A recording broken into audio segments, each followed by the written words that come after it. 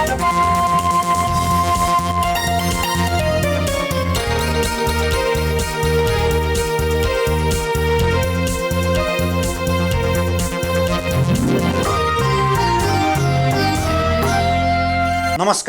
Nepal television हेरेर बसिरहनुभएका सम्पूर्ण आदरणीय दर्शक महानुभावहरूमा काठमाडौँ महानगरपालिकाको दैनिक टेलिभिजन कार्यक्रम हाम्रो काठमाडौँको आजको अङ्कमा यहाँहरूलाई स्वागत छ। दर्शकबिन, हामी लकडाउनको समयमा छौँ। यो समयमा पनि हामी काठमाडौँ महानगरपालिकाले गरेका विभिन्न गतिविधिहरू यहाँहरू सामु प्रस्तुत गर्दै आइरहेका छौँ अनि त्यससँग सम्बन्धित व्यक्तित्वसँग पनि कुराकानी गर्दै आइरहेका छौँ। आज भने हामी विषय अलि फरक प्रसङ्ग कोट्याउने प्रयास गर्ने विचार गरिरहेका छौँ। विशेष गरी कोरोना सङ्क्रमणको अवस्थामा हामीले मानव सुरक्षालाई पहिलो प्राथमिकतामा राख्नुपर्ने अवस्था छ। राज्य यसका लागि निरन्तर खटिरहेको अवस्था छ।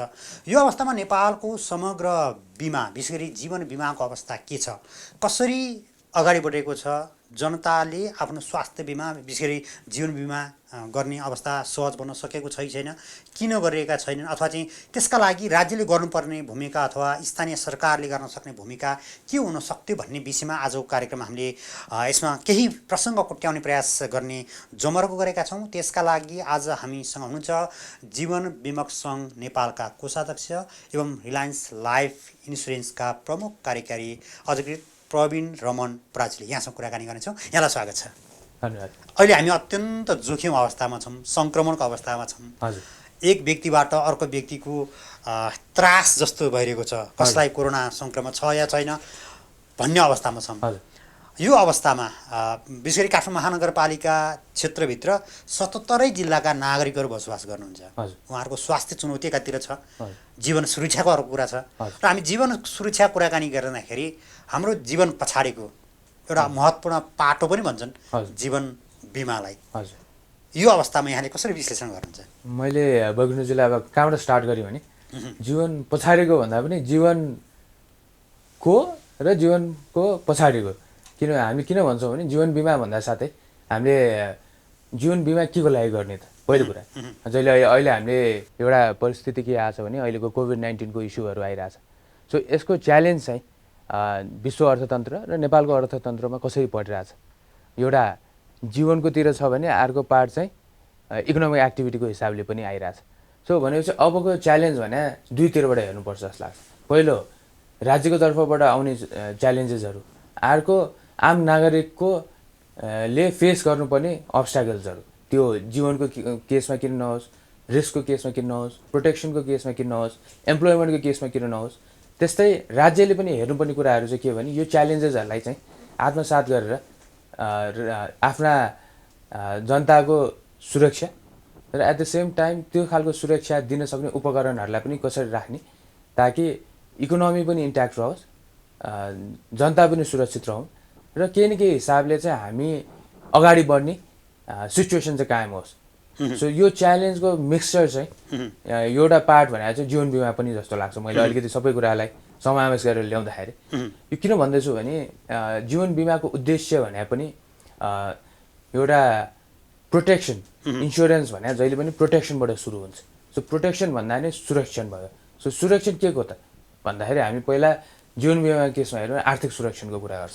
सो हामीले कसैको पनि जीवन बिमा गऱ्यौँ भने, हामी एज अ क्लायन्ट जीवन बिमा गऱ्यौँ भने हामी एज अ ब्रेड घरको एउटा मुलीको हिसाबले सम्पूर्ण फ्यामिलीलाई फाइनेन्सियल सपोर्ट दिइरहेछौँ भने हामी त ब्रेड अर्नर भयो। सो हामीसँग डिपेन्डेन्ट हुने फ्यामिली मेम्बर्सहरू हुनुहुन्छ। सो हामीलाई केही भयो भने चाहिँ त्यो सोर्स अफ रेभेन्यूको कन्टिन्युटीको लागि, त्यो फाइनेन्सियल सेक्युरिटीको लागि चाहिँ जीवन बिमा गर्ने हो पहिलो कुरा।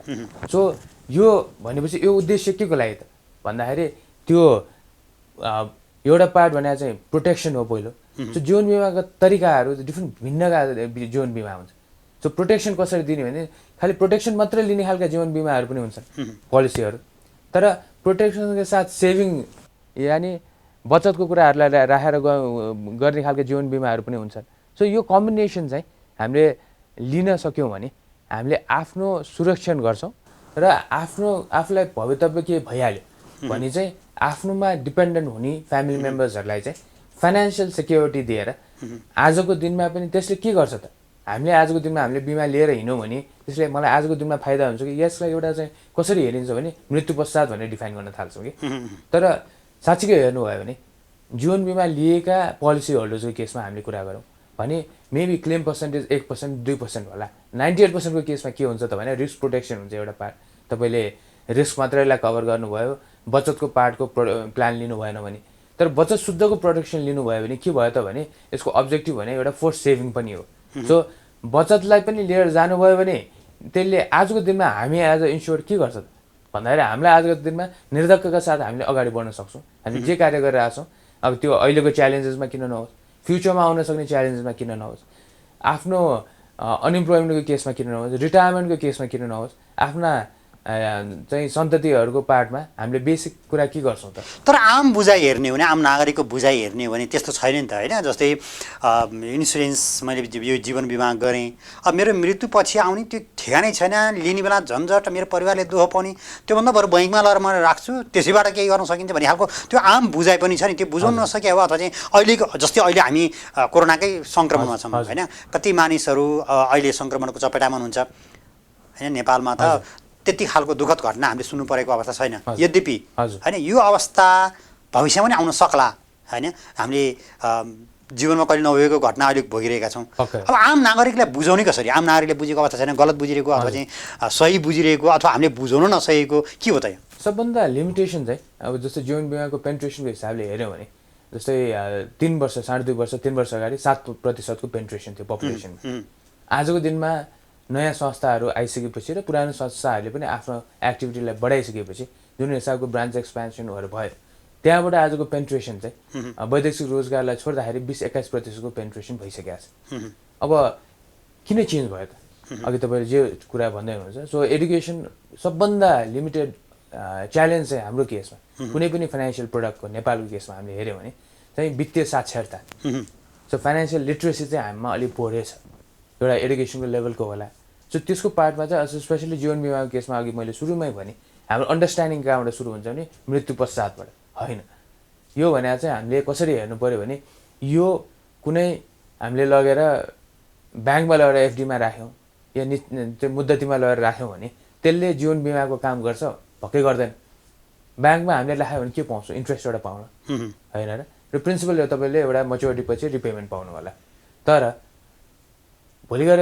चाहिँ जसले हालेको छ केही भइहाल्यो भने उसको डिपेन्डेन्टले के पाउँछ तर अहिले हेर्ने भने त बजारमा नेपालको सन्दर्भमा हेर्ने ब्याङ्कमा खाता खोल्ने बित्तिकै बिमा यति ग्यारेन्टी यति उसी गर्ने भन्ने खालका सूचनाहरू त हामीले सुन्न पाएका छौँ नि त्यसको लागि हामीले जोड्यौँ भने चाहिँ कसरी जोड्नुपर्छ जस्तो लाग्छ भने त्यो भने पनि इन्सुरेन्स ब्याङ्कले दिने इन्सुरेन्स होइन इन्सुरेन्स त इन्सुरेन्स कम्पनीले दिने हो ब्याङ्कले त इन्सुरेन्स कम्पनीसँग हातोमालो गरेर इन्सुरेन्स प्रडक्ट सेल गरे हो ब्याङ्कसँग टाइप गरेर हामीले बुझ्न त्यो जरुरी छ सो हामीले कसरी पर्सिभ गर्नु भएन र ब्याङ्कले पनि कसरी पुट फरवर्ड गर्नु भएन भने इन्सुरेन्स भने चाहिँ ब्याङ्कले दिने भनेर पुट फरवर्ड गर्नु भएन त्यसको लागि चाहिँ राज्यले पनि स्पेसली हाम्रो रेगुलेटर हुने बिमा समिति हुनुहुन्छ उहाँले क्लियर इन्स्ट्रक्सन के दिनुभएको छ भने त्यही भएर अहिले हेर्नुभयो भने कतिसम्मको इन्सुरेन्स गर्न पाइने ब्याङ्क खाताहरूमा कस्तो खालको इन्सुरेन्स गर्न पाइने त्यो इन्सुरेन्स गर्दाखेरि बिमा प्रदायक को हो कोसँग सहकार्य गरेर लिएको हो ताकि यो खालको भ्रम चाहिँ किनभने ब्याङ्कले गर्ने भने ब्याङ्किङ एक्टिभिटी नै हो इन्सुरेन्स कम्पनीले गर्ने भने इन्सुरेन्स एक्टिभिटी हो सो इन्सुरेन्स कम्पनीले ब्याङ्किङ गर्दैन ब्याङ्कले इन्सुरेन्स कम्पनीको काम गर्दैन सो यो क्ल्यारिटी चाहिँ अहिले क्लियर छ तर कस्तो चाहिँ हामीले हेर्नुपर्छ भने हामी एज अ लगानीकर्ता हामी एज अ इन्डिभिजुअल हेऱ्यौँ भने मुद्दतीमा हामीले राख्यौँ लेट्स एक्जाम्पल लिउँ भवितव्य मलाई के भयो भोलि गएर भने मैले के पाउँछु त या मेरो सन्ततिले या बेनिफिसियरले के पाउँछ भने जति रुपियाँ मैले राखेँ त्यही पाउने भयो इन्सुरेन्सको ब्युटी के हो त भन्दाखेरि फरक के छ तपाईँले लेट्स चाहिँ तपाईँको आफ्नो क्षमताअनुसार एउटा 20 लाख रुपियाँको इन्सुरेन्स गर्नुभयो 20 लाखको इन्सुरेन्समा जेनरली मान्छेले वार्षिक रूपमा आफ्नो प्रिमियम तिरेर आउँछ सो 20 लाखको इन्सुरेन्समा प्रिमियम तिर्यो भने आज एउटा नोमिनल तिर्छौँ त्यो 20 अब तपाईँ 10 वर्ष 15 वर्ष 20 वर्षको आफ्नो रिक्वायरमेन्टलाई हेरेर तपाईँले कति समयको लिनुहुन्छ आफ्नो फ्युचर निडलाई हेरेर कति समयको लागि लिनुहुन्छ तपाईँले आफूले डिफाइन गर्ने कुरा भयो सो त्यसलाई राख्दाखेरि आज केही भयो भने तपाईँले केही नोमिनल अमाउन्ट 20 लाख पक्कै हुन्न इयरली तिर्दाखेरि त 20 लाखको इन्सुरेन्स भने त तपाईँको कति होला र भनेपछि 1-1.5 लाख होइन पनि नहोला सो 1 लाख 1.5 लाख रुपियाँ आजको दिनमा तिरेर भवितव्य के भइहाल्यो भने इन्सुरेन्स र मुद्दतीमा फरक के हो भने इन्सुरेन्सले त्यो 1.5 लाखको प्रिमियम तिर्दाखेरि पनि आज के भयो 1 वर्षमा भने एकै इन्स्टलमेन्ट तिर्दाखेरि पनि जति समस्याहरू कभर गरे हुन्छ, जति रिस्क हामीले वहन गरे हुन्छ, त्यो रिस्कको चाहिँ ग्यारेन्टी चाहिँ भोलि गएर आफ्नो डिपेन्डेन्टले पाउन सक्छ। सो प्रोटेक्सन, सो ब्याङ्क मुद्दतीले चाहिँ इन्भेस्टमेन्टको रिटर्न भयो, यसले चाहिँ के हो भने जोखिम वहन गर्ने कुरा भयो। तर एट द सेम टाइम के हो भने मैले सुरुमै के भने दुईवटा खालको प्रडक्ट हुन्छन्, एउटा जोखिम वहन गर्ने मात्रै, त्यसलाई एकदम थोरै बिमा शुल्क लाग्छ ताकि मान्छेले हाम्रो लाइफमा हामीले कसरी हेर्नुपर्छ भने एज अ ग्राहकको रूपमा मैले भने आजको दिनको अनसर्टेन्टी, कोरोना होस्, भोलिको दिनमा आउने अरू अनसर्टेन्टिज होला, नेचुरल डिजास्टर्स होला, अर्थक्वेक होला, सो सबैको ठाउँमा हाम्रा पोलिसिजहरूले हिजोको दिनमा पनि यस्ता अनसर्टेन्टिजलाई कभर गरेका छन्। यसरी बुझ्नुपर्छ राज्यले सबै कुरा धान्न नसक्ने अवस्था पनि छ। जस्तै अहिले हामी कोरोना महामारीको अवस्थामा छौँ, हामीलाई भगवानले साथ दियो भनौँ, अहिलेसम्म त्यस्तो खालको दुःखद घटनाहरू सुन्नु परेको छैन होइन। त्यो खालको चाहिँ भयावह अवस्था सङ्क्रमण मात्रै देखिएको, तर त्यति खालको तनाव हामीले लिनुपर्ने अवस्था छैन।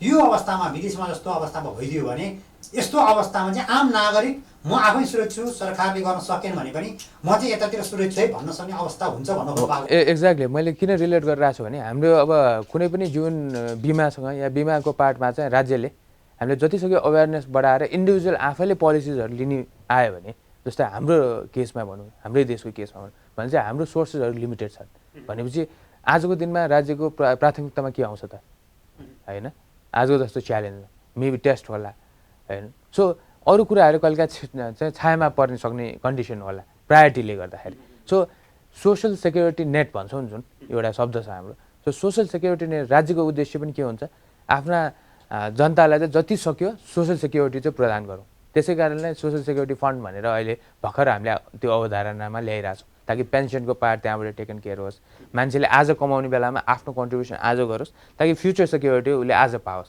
सो यो के हो भने सोसल सेक्युरिटी नेटमा चाहिँ जति सक्यो ठुलो पपुलेसनलाई ल्याउन सक्यो भने चाहिँ राज्यको आफ्नो भार चाहिँ कन्ट्रिब्युटरी अप्रोचमा जाँदाखेरि चाहिँ राज्यको आफ्नो भार चाहिँ कम हुन्छ।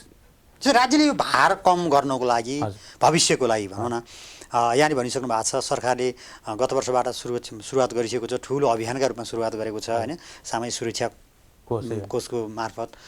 अब अहिलेको अवस्थामा आइपुग्दाखेरि हामी जोखिम र सङ्क्रमणकालीन अवस्थामा कुराकानी गरिरहँदाखेरि होइन आम नागरिकलाई तपाईँ सुरक्षित छु भनेर महसुस गर्नको लागि अथवा प्रत्येक व्यक्तिले म सुरक्षित छु, मेरो आर्थिक अवस्था सुरक्षित छ, मलाई भोलि कुनै समस्या पर्यो, कुनै भवितव्य पर्यो अथवा भनौँ यस्ता सङ्क्रमणकालीन अवस्थामा पनि मेरो चाहिँ म भोकै बस्नु पर्दैन, भोकै मर्नु पर्दैन भन्ने खालको अहिले राज्यले त आम नेपाली नागरिक कोही भोकै बस्नु नपरोस्, कोही भोकै मर्नु नपरोस् भन्ने खालको अवस्थामा छ। इभन महानगरपालिका क्षेत्रभित्र कसैलाई भोकै नराख्ने नीति नै ल्याइसकेको अवस्था छ। यो अवस्थामा आम नागरिक आफै पनि म भोकै पर्नु भन्ने अवस्था ल्याउनको लागि बिमाको हिसाबले के चाहिँ गर्नुपर्छ?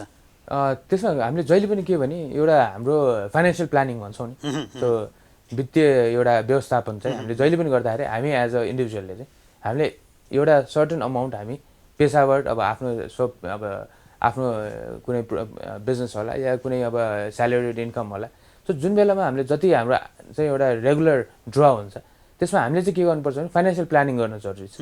अघि यहाँले भन्नुभएको छ कुनै त्यसको सर्टन सेक्सन आफ्नो बेसिक नेसेसिटिजमा जाला, त्यसपछि आउनेको जुन चाहिँ बचत हुन्छ, बचतको पार्टमा चाहिँ हामीले कति अमाउन्टलाई ब्याङ्कको निक्षेपमा राख्न जरुरी होला एज अ इन्भेस्टमेन्ट, कति कुरा प्रोटेक्सनको लागि इन्सुरेन्स लिन जरुरी छ भनेपछि अघि मैले जुन कुरालाई आएँ फाइनेन्सियल प्रोटेक्सनको लागि चाहिँ आफ्नो फाइनेन्सियल प्लानिङमा चाहिँ इन्सुरेन्सलाई चाहिँ स्पेसली लाइफ इन्सुरेन्सको पार्टलाई चाहिँ हामीले पुसाउन सक्नु पर्यो, यसलाई अत्यावश्यक नेसेसिटीको रूपमा लिनु पर्यो। राज्य नीतिमा त्यो छ कि छैन? पहिला राज्यको हामी आफूले त मेरो यो चाहिँ नेसेसरी हो भनेर मैले भन्न सक्छु, तर राज्यको नीतिमा त्यो भइदियो भने अथवा राज्यले दूरदर्शी रूपले यो चाहिँ यसमा हुनुपर्छ अत्यावश्यक हो भन्ने खालको वातावरण बन्न सकेको नीतिमा नभए होइन, तर राज्यको नीतिको प्राथमिकतामा चाहिँ कति समस्या छ भन्ने क्वेसन चाहिँ हुनसक्ला है। किनभने अब जसरी राज्यको नीतिमा नभयो भने त जस्तो अहिले बिमा शुल्कको केसमा, जीवन बिमाको केसमा हामीले प्रिमियमको 25,000 रुपियाँसम्म चाहिँ इन्डिभिजुअलले कन्ट्रिब्युट गर्यो भने टोटल ट्याक्सेबल इन्कममा चाहिँ डिडक्ट गर्न पाइन्छ।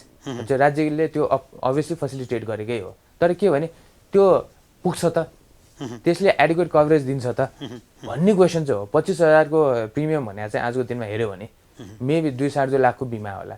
सो हामीले 2.5 लाख 3 लाखको बिमा चाहिँ गऱ्यौँ भने त्यसले हाम्रो फाइनेन्सियल सेक्युरिटी भोलि हामीलाई भयो भने हाम्रा परिवारलाई, हाम्रो बच्चाबुच्चीलाई एउटा एटलिस्ट बेसिक एडुकेसनलाई पुग्ने गरेर 8-10 वर्षलाई थान्छ त भन्ने कुरा चाहिँ सोच्न जरुरी छ। सो हामीले त्यसको लागि के त भन्दाखेरि राज्यले एटलिस्ट एउटा फेसिलिटेट के गर्न सक्छ भने यस्तो खालको कन्ट्रिब्युसनको पार्टको जस्तै ट्याक्सेबल इन्कमको चङ्कलाई, जस्तै अब हाम्रो रिजनल इकोनोमिजहरूमा हेऱ्यो भने त्यो 1.5 लाख 2 लाखसम्म पनि त्यस्तोमा चाहिँ जीवन बिमामा गरेको के ऊहरू प्रिमियमहरूलाई तिरेको प्रिमियमलाई चाहिँ आफ्नो ट्याक्सेबल नेटबाट घटाउन पाइन्छ भने चाहिँ त्यसले के गर्छ त भने मान्छेलाई एटलिस्ट एउटा लेभलको अवेरनेस हुँदा साथै अटोमेटिकली फोर्स हिसाबले त्यतातिर लग्यो भने पनि हाम्रो जस्तो कन्ट्रीको केसमा त्यसले के चाहिँ असर गर्छ भने त्यो सोसल सेक्युरिटी नेट अघि जुन हामीले भन्यौँ त्यसमा चाहिँ ठुलो पपुलेसन आउन सक्छ फोर्सफुली पनि, मान्छे अवेरनेस भएर आउने एउटा पार्ट भयो। एटलिस्ट त्यसले के भने मैले ट्याक्स सेभ गर्छु है भन्ने हिसाबले पनि मान्छे अवेर हुनतिर लाग्यो भने पनि एउटा यो चाहिँ पुस सेलिङको हिसाबले पनि त्यो आउनु भने के हो त गभर्मेन्टले त कन्ट्रिब्युट गर्ने होइन नि त, गभर्मेन्टले त खालि एउटा फेसिलिटेट गरेर एक्जम्सन दियो। सो इन्डिभिजुअल आफूले तिरेर पनि राज्यको जुन अवधारणा हुन्छ सोसल सेक्युरिटीको त्यसलाई चाहिँ राज्यले आफ्नो ठाउँबाट गर्न त छँदैछ, इन्डिभिजुअलले त्यो कन्ट्रिब्युसन र पार्टिसिपेसन बढायो भने चाहिँ राज्यको उद्देश्यलाई पनि इन्डिभिजुअलले अटोमेटिकली बाई गरिदिएर आउँछ। र हाम्रो जस्तो मुलुकमा जहाँ चाहिँ हामीले सबै कुरा चाहिँ प्रोटेक्सनको पार्टमा सोसल सेक्युरिटीको पार्टमा हामी भर्खरै बामे सर्दैछौँ, त्यस्तो राज्यहरूमा चाहिँ झन् यस्तो खालको इन्सिडेन्ट्सहरू राख्यौँ। राज्यले खालि के भने अवेरनेस एउटा फैलाउनु पर्यो, त्यसमा हामी स्टेक होल्डर्सले पनि कन्ट्रिब्युट गर्नु पर्यो र एउटा जनचेतना जति हामी अभिवृद्धि गर्दै गयौँ र राज्यले यस्ता खालका जस्तो अहिले बजेटको टाइम छ, हामीले अब एसोसिएसनको माध्यमबाट पनि राज्यलाई चाहिँ एटलिस्ट 1.5 लाख रुपियाँ चाहिँ पुऱ्याउनु पर्यो। यो मिनिमम पनि 1 लाखभन्दा मुनि चाहिँ आउनु भएन, किन आजको दिनमा 1 लाख रुपियाँ भने चाहिँ राख्दाखेरि त्यसले कन्ट्रिब्युट गर्ने प्रिमियम र कभरेज चाहिँ हाई हुन्छ। अनि बल्ल केही परिहाल्यो भवितव्य भने पनि त्यो अमाउन्टको चाहिँ वर्थ चाहिँ त्यो फ्यामिलीलाई फाइनेन्सियल सपोर्ट चाहिँ केही त्यसले ठोस सहयोग चाहिँ पुर्याउन सक्छ। तर विकसित देशहरूको अवस्थालाई हेर्ने त्यहाँको चाहिँ इन्सुरेन्सको कुरा विशेष गरी लाइफ इन्सुरेन्सको कुराकानी हेर्ने हो र नेपालको सन्दर्भमा जोड्ने भन्दा धेरै डिफ्रेन्सेस छैन? त्यहाँ हेर्ने राज्यले बनाउने नीति सँगसँगै राज्यले दिने सुविधा फरक किसिमका छन्। हामी कहाँ यहाँले भनिसक्नु भर्खर बामी सर्दैछ, हामी आफैले आफूलाई सुरक्षित गराउनको लागि गरिएको प्रयास हो भन्ने आम मानिसको एउटा धारणा बन्छ। यो अवस्थामा हामीले त्यो बामे सर्दै गरिरहेको यो क्षेत्रलाई अहिले देखिएको ठ्याक्क देखेको समस्या भन्नुहोस् त, के समस्या छ? समस्या भने चाहिँ अब यस्तो मेन कुरा त अवेरनेसै हो जस्तो लाग्छ समस्या। हेर्नुहोस् है, किनभने अपर्च्युनिटी नभएर मैले अघि नै भने पेनिट्रेसन आजको दिनमा 3 वर्षमा यत्रो संस्थाहरू आएर पेनिट्रेसनलाई 7-8%बाट 21-22% पुगिरहेछ वैदेशिक रोजगार बाहेक पनि। भनेपछि समस्या चाहिँ खालि के भने राज्यले फेसिलिटेट गर्नुपर्ने जस्तो लाग्छ है। राज्यले सबै कुरा गर्दैन होइन, हामी स्टेक होल्डर्स रेगुलेटर्स के को लागि त, नभए त त्यो विङ्स चाहिँदै चाहिएन होइन। र राज्यले खालि के भने मैले अघि भने जस्तो नीतिगत सपोर्ट एउटा पार्ट भयो। अहिले म एउटा एक्जाम्पल लिन्छु तपाईँलाई, जस्तै हामीले कोरोनाको हामीले अहिले कोभिड-19को कुरा गऱ्यौँ। सो हामीले यो आउँदा साथै हाम्रो के छ त डिस्ट्रिब्युसन प्याटर्न लाइफ इन्सुरेन्सको भन्दा एउटा एजेन्सी बेस छ। 90-95% बिजनेस भने एजेन्सीको माध्यमबाट इन्डिभिजुअलको माध्यमबाट जान्छ। अर्को के छ त्यो एजेन्सी बेस कसरी क्रिएट हुन्छ ट्रेनिङकोबाट। सो त्यो एउटा पार्ट भयो। बिजनेस कसरी कन्भर्ट हुन्छ एजेन्टले ग्राहकलाई रिच गरेर 2-4 चोटि कन्भिन्स गरेर त्यो फाइनेन्सियल प्रडक्टलाई बुझाएर अनि कन्भर्ट हुन्छ। सो अहिलेको च्यालेन्जले के भनिरहेको छौँ हामी सोसल डिस्टेन्सिङ मेन्टेन गर्नु पर्यो भन्दा होइन त। सो भन्छ अब च्यालेन्ज के रह्यो त भने ट्रेनिङ नहुने भयो, त्यसपछि बिजनेस पनि फिजिकली मान्छे भेट्दै नहुने भयो, बिजनेस नयाँ बिजनेस पनि नहुने भयो। रिन्युअलको पार्टमा पनि अनलाइन प्लेटफर्म्सहरू होलान्, तर सबैले डिजिटल प्लेटफर्महरूलाई एकदम सजिलै स्वीकार गर्ने कन्डिसन नहोला, समय लाग्ला। भनेपछि अब हामीले एसोसिएसनको माध्यमबाट जुन कुराहरू रिक्वेस्ट गरेका छौँ जस्तै ट्रेनिङलाई भर्चुअल ट्रेनिङमा लगाउँ, आजको दिनमा टेक्नोलोजी छ, त्यसपछि पोलिसिजहरूलाई पनि अनलाइन पोलिसिजहरूबाट पर्चेस गर्न पाऊँ ताकि मान्छेसँग इन्टरभेन्सन कम होस्। किनभने अब यो खालको अहिलेको टाइममा कोभिडकै कुरामा हामीले गऱ्यौँ भने यो भने हाम्रो नर्मल हो कि अब हामी अगाडि बढ्नुपर्छ। हेर्नुहोस् हामी जहिले पनि थुनिएर बसेर त हाम्रो आर्थिक वृद्धि त हुँदैन। सो यसमा दुइटा मात्रै हो, हात धुने, सोसल डिस्टेन्सिङ मेन्टेन गर्ने, लाइफलाई नर्मल्ली लिड गर्ने, आफू प्रिकसन लिएर राज्यले भनेका कुराहरूलाई आत्मसात गरेर यो मेरो लागि हो भनेर बुझेर हामी गयौँ भने हाम्रो इकोनोमिक एक्टिभिटी पनि अगाडि बढ्छ। सो यो कुरामा बिमा समितिले 2 दिन अगाडि शुक्रबार आई थिङ्क बिहिबारको शुक्रबार मात्रै बिहिबार चाहिँ सर्कुलर जारी गरेका छ। सो हाम्रो रिक्वेस्टलाई चाहिँ उहाँहरूले फेसिलिटेट गर्नलाई यसरी आउनुभयो भने हामी स्वीकृति दिन्छौँ भने चाहिँ राज्यले गर्ने कुरा यिनै हुन्छ जस्तो लाग्छ है। हामीले राज्यले नीति बनाइदिए नीति अनुसारको यहाँहरू आम नागरिकको सुरक्षाका लागि हिँड्न तयार हुनुहुन्छ। एक्ज्याक्टली अब हाम्रो रेस्पोन्सिबिलिटी पनि त्यही हो। हामी लाइसेन्स इन्स्टिट्युसन राज्यको एउटा चाहिँ लाइसेन्स लिएर चलेको संस्था एज अ पब्लिक लिमिटेड कम्पनीको हिसाबले एज अ कर्पोरेट सिटिजनको हिसाबले पनि हाम्रो राज्यप्रतिको उत्तरदायित्व भने पनि यो खालको जुन चाहिँ प्लेस चाहिँ इन्सुरेन्सले या लाइफ इन्सुरेन्सले प्ले गर्नुपर्ने हो त्यो ठाउँमा चाहिँ हामी राइटली फिट हुनु पऱ्यो र त्यो फिट हुनलाई र यसको महत्त्व अझै एउटा लेभलमा चाहिँ एनहान्स गर्नलाई चाहिँ राज्यले खालि फेसिलिटेटिङ रोल प्ले गरिदिनु पऱ्यो ताकि हामीले त्यो ठाउँलाई चाहिँ कभर गरौँ ताकि राज्यको उद्देश्य र संस्थाको उद्देश्य एज अ कर्पोरेट सिटिजन चाहिँ मिलोस् र at the same time being a public limited company आफ्नो स्टेक होल्डर्सको एक्सपेक्टेसन्सलाई पनि मिट गर्न सक्छ। यहाँहरूको सङ्घले चाहिँ के गरेको छ हामीले जीवन बिमाको कुरा त गऱ्यौँ होइन, यहाँ कोषाध्यक्ष हुनुहुन्छ झन् आर्थिक मेरुदण्डको पाटै यहाँहरूले हेर्नुहुन्छ होइन, एसोसिएसनको तर्फबाट भन्ने हो भने अहिले यो अवस्थामा यहाँले गरिएको काम चाहिँ के छ? अहिले हामीले पहिलो कुरा त हामीले के गर्यौँ भने जस्तो राज्यले खडा गरेको जुन एउटा कोष थियो त्यो कोषमा चाहिँ हाम्रा सम्पूर्ण जीवन बिमकहरू संस्थाहरूले चाहिँ कलेक्टिभली हामीले झन्डै 4.5 करोडको कन्ट्रिब्युसन चाहिँ राज्यलाई गरेका छौँ, फाइनेन्सियल कन्ट्रिब्युसन। त्यो पहिलो कन्ट्रिब्युसन हो in terms of financial support भन्नु ताकि हामीले एउटा चाहिँ कर्पोरेट सिटिजनको हिसाबले एउटा बेसिक गर्न सक्ने कुरा राज्यले गरेको सपोर्टलाई फाइनेन्सियल सपोर्ट गरेका छौँ पहिलो कुरा। दोस्रो कुरा हामीले यो अत्यावश्यक सेवाको रूपमा रहेको छ बिमा भनेको जुन चाहिँ हामीले एटलिस्ट के भने सुरुकै दिनदेखि पनि हाम्रा सर्भिसहरूलाई कन्टिन्युटी गरेका छौँ, वर्क फ्रम होम भन्नुहोस् या मिनिमम सर्भिसेसहरूलाई आजको दिनमा पनि हामी फुल्ली अपरेसनल छौँ। हामीलाई पास हेर्नु भयो भने 5वटा मात्रै पास दिइएको छ तैपनि हामी हाम्रो ब्रान्चहरू जति पोसिबल छन् खुलेका छौँ, हेड अफिस हामी खुलेर सर्भिस दिइरहेछौँ, जतिसक्दो टेक्नोलोजीलाई राखेर हाम्रा ग्राहकलाई नयाँ सेवा एज वेल एज पुरानो सेवाहरूको कन्टिन्युटीको लागि रिस्क कभरेजको लागि दिइरहेछौँ। सो हाम्रा हरेक साथीहरूले सँगसँग आबद्ध हुने साथीहरूले यो अत्यावश्यक सेवा हो है भन्ने कुरालाई आत्मसात गरेर आजको च्यालेन्जमा पनि लाइफ भने त मैले अघि नै भने हामीले रिस्कलाई चाहिँ डिस्काउन्ट गर्नु भएन। आफ्ना कर्मचारीहरू भने पनि हाम्रो परिवार हो, सो उहाँहरूको रिस्कलाई पनि थ्रेटमा राख्नु भएन, तर त्यो सबै कुरालाई म्यानेज गरेर सर्भिस चाहिँ दिनु पऱ्यो है। आजको दिनको सर्भिसको कन्टिन्युटी भने सबभन्दा इम्पोर्टेन्ट हो र यस्तो समयमा पनि हामीले च्यालेन्ज हुँदा अघि भने जस्तो ट्रेनिङलाई कन्डक्ट गर्न सक्यौँ, बिजनेसलाई कन्टिन्यू गर्न थाक्यौँ, रिन्युअललाई हामीले कन्टिन्यू गर्न सक्यौँ भने एउटा इकोनोमिक एक्टिभिटीको हिसाबले पनि यो क्षेत्र जुन हिसाबले positively year and year growth अहिले हेर्नु भने 50%को ग्रोथ भने चाहिँ त्योलाई चाहिँ ब्रेक नलागोस् है र संस्था पनि अगाडि बढोस्, सेक्टर पनि अगाडि बढोस् र हामीले गर्नुपर्ने responsibility as a corporate citizen पनि हामीले पनि त्यो दायित्व पनि पुरा गर्न सकौँ। सो यो ब्रेक चाहिँ अहिलेको बेलामा जुन लाग्न सक्ने छ 5-6 महिना 1 वर्ष लाग्ला यो सिचुएसन नर्मलाइज हुनलाई, हामीले त के आत्मसात गरिसकेका छौँ भने यो भने अब नयाँ नर्मल भने यही हो। यसमा हामी बाँचेर संस्थालाई जोगाएर नचाहिने खर्चहरूलाई घटाएर टेक्नोलोजीको प्रयोग गरेर हाम्रा सेवाहरूलाई निरन्तरता दिनुपर्छ ताकि सेक्टर बाँचोस्, सर्भिस बाँचोस् र भोलिका दिनहरूमा पनि थप सशक्त रूपमा चाहिँ सेक्टर अगाडि बढ्न सकोस्। अब अहिले हामी जुन अवस्थामा छौँ मुलुकमा 3 तहको सरकार छ, विशेष गरी सङ्घ, प्रदेश र स्थानीय सरकार। स्थानीय सरकारसँग यहाँहरूले बढी नागरिकको त स्थानीय सरकार मात्र नै हुनुहुन्छ होइन, गाउँमा पहुँच पुर्याउनुदेखि लिएर विशेष गरी अब सदरमुकाम केन्द्रितै भनौँ न, सहरमा अब जहाँ जनसङ्ख्या बढी छ त्यहाँ समस्या त पक्कै पनि हुन्छ। यो अवस्था स्थानीय सरकारसँग यस्ता कुराहरू जस्तै अब बजेट बनाउने बेला पनि छ होइन, त्यसका लागि यहाँले कुनै त्यस्तो लबिङ गर्नुभएको छ? स्थानीय सरकारसँग जोइन्टली काम गर्न सक्ने अवस्था होला? हुन त यहाँले सामाजिक सुरक्षाका नाममा अथवा चाहिँ उत्तरदायित्वका नाममा काम गर्नुभएको फरक पाटो थियो, त्यो चाहिँ आफ्नो एउटा बेग्लै पाटो भयो। यद्यपि स्थानीय सरकारसँग जोइन्ट मुभमेन्टमा चाहिँ के गर्न सक्ने अथवा गराउन चाहने त्यो खालको केही छैन? मेन कुरा त अब हेर्नुहोस्, अब हामीले स्पेसली अब एउटा एक्चुअल इक्जाम्पल लिँदाखेरि चाहिँ हामीले सुदूरपश्चिमको केसमा चाहिँ होइन, त्यो बेलामा चाहिँ हामी अलिकति अगाडि यो कोभिडभन्दा अगाडिदेखि नै त्यहाँ चाहिँ अब साक्षरता कसरी प्रदान गर्ने भनेर एउटा एसोसिएसनले नै एउटा लेभलमा एमओयू नै गरे पनि छ।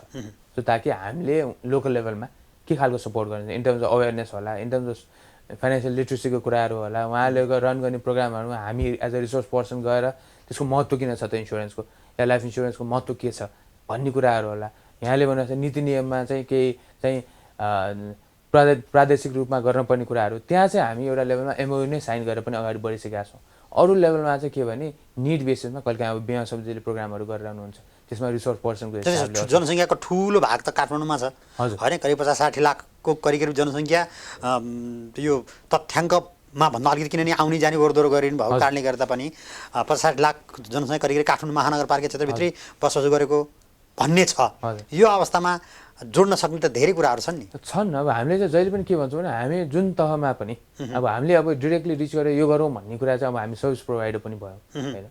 सो हामीले जहिले पनि के भन्छौँ भने नीतिगत रूपमा हामीलाई चाहिँ सपोर्टको हिसाबले जस्तो अब काठमाडौँ महानगरपालिकाको होला कुनै हामीले चाहिँ फाइनेन्सियल लिट्रेसीको अभियान चलायौँ भने हामी एज अ एसोसिएसन हामी आबद्ध भएर हाम्रा रिसोर्सेसहरू त्यसलाई अब एउटा लेभलमा फाइनेन्सियल सपोर्ट होला, एउटा लेभलमा रिसोर्सको सपोर्ट होला, एउटा लेभलमा पार्टिसिपेसनको कुराहरू होला, एउटा लेभलमा त्यसलाई अवेरनेस कसरी बनाउने भन्ने कुराको एउटा मोडलिङकै कुराहरू होला। यस्ता खालका कार्यहरूमा हामी जहिले पनि ओपन छौँ। हेर्नुहोस् है, अब एउटा कार्य गाह्रो चाहिँ के छ भने एसोसिएसन भने एउटा लुजली हेल्ड चाहिँ एउटा सेक्टरको बेनिफिटको लागि खडा गरेको हुन्छ। यो आफैमा एउटा लिगल स्थायित्व लिगल स्टेटस भए पनि यो आफै इन्डिपेन्डेन्टली दौडिने होइन।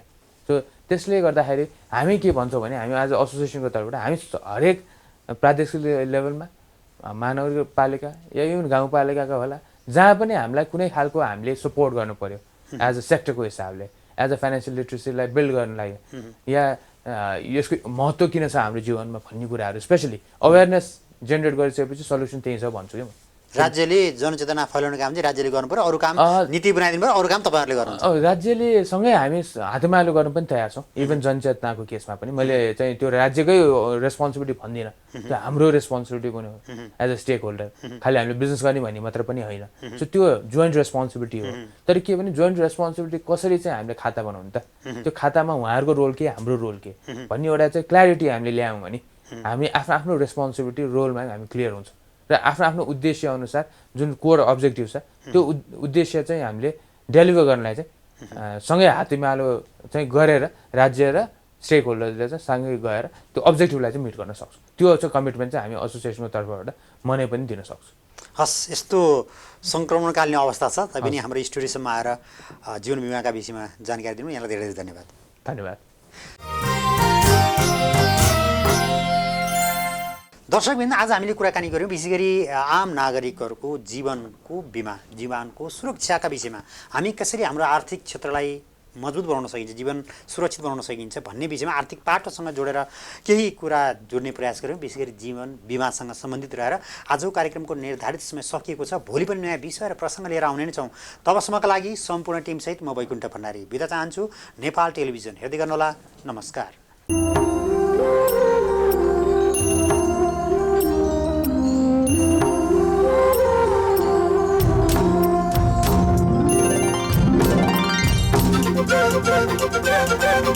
Thank you.